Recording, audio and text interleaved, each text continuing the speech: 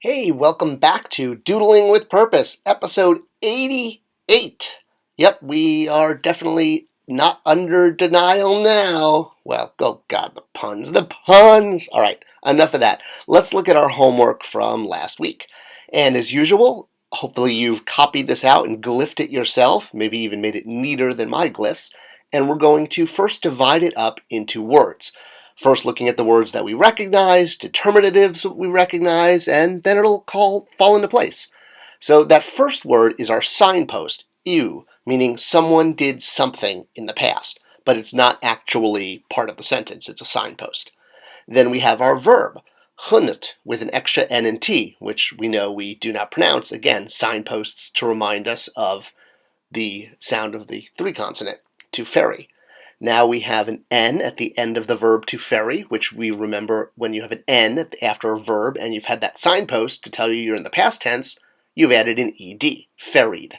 And who did those ferrying? Well, we have you, which is the basket with a handle, pronounced K. So you ferried. And who did you ferry? Well, we did our pronouns last week, and you ferried him, swa. And again, an extra W, which you don't pronounce.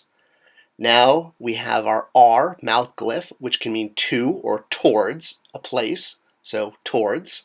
Now we have our glyph for town, which I don't know if I've mentioned is by itself pronounced Nuit, Nuit, N-W-T, which is at the determinative at the end of the name of a town, or if you're just saying the word town, you just use the glyph. So alone it's town.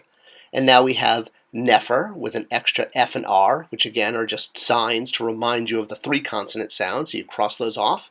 So the whole sentence says, you ferried him towards the beautiful town, or beautiful place, or good place, based on context. A couple words mean a few things, but again, context will tell you what it means, and either translation is pretty much acceptable. So yay! Are you getting better? Are you feeling more confident about it? I hope so.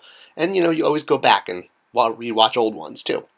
All right, so quick recap from last week. We talked about the difference between the suffix pronouns, which are the who's doing the verbing, if you will, like I saw, you saw, and the dependent pronouns, who you're doing the verb to. So I saw you, I saw him, I saw he, or I saw they, etc., etc.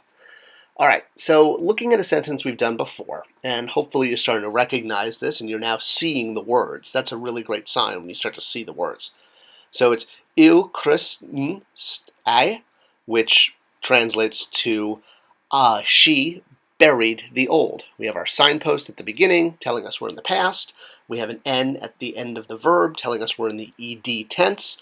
And then at the end we have the old. Now, if you replace the old with one of those dependent pronouns, such as here we have toi, which is the dependent pronoun for you. So we've now changed it from she buried the old to she buried you. So essentially the structure we already learned about putting subjects at the end of a sentence can now be replaced with the dependent pronouns. All right, now it's time to get negative. And we've got a new glyph to learn, and that's this one here.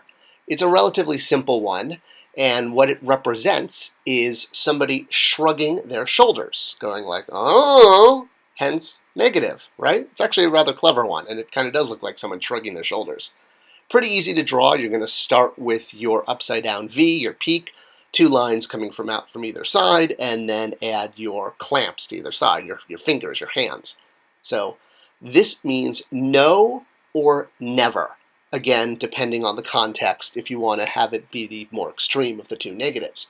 And it's pronounced N, similar to the water sign, being pronounced N, N. All right, so let's talk about how this is used. And it's a little weird. All right, in the past tense, it goes before the verb. So he heard. Normally the N at the end in past tense is the ED changing to hear into heard, right? But, and I didn't put the IW, which I probably should have put before that as your signpost. When you're in the negative past, you lose the ED, the N that's at the end of the verb and before the verb's pronoun. that ed, that n, is replaced by the shrugging shoulders before the verb.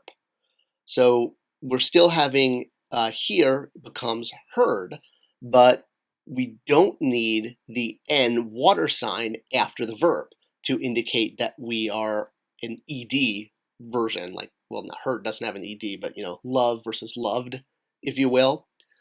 All right, here's where it gets a little confusing. In the present tense, so normally you've got verb and then you've got pronoun. He hears, right? In the present tense, he is here, or well, he is hearing a specific tense. You guys know how to do that too. All right, so in this case, when we're going to go negative, now we add the shrugging shoulders and the water sign, which is usually in the past tense. So to get present tense into the negative, you actually add back in the n for ed, which I know is kind of contradictory because usually that's only in the past tense.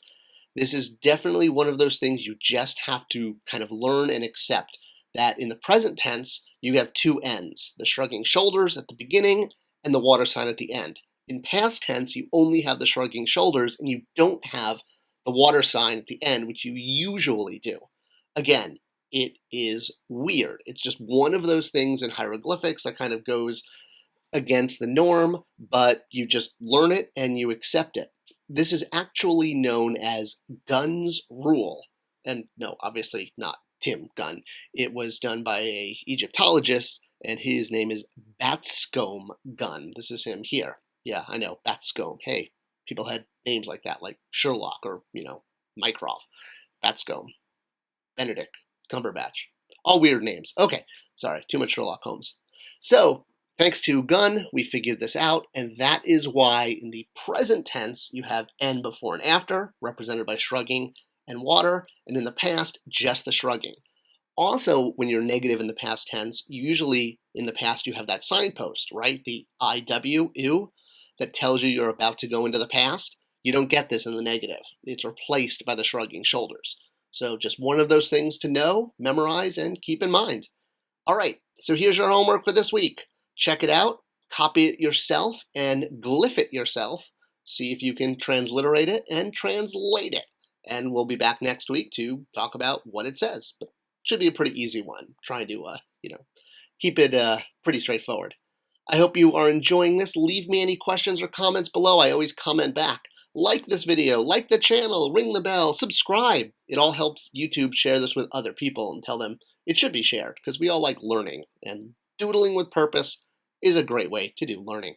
Thanks for watching, and I'll see you guys next week. Good luck with the homework.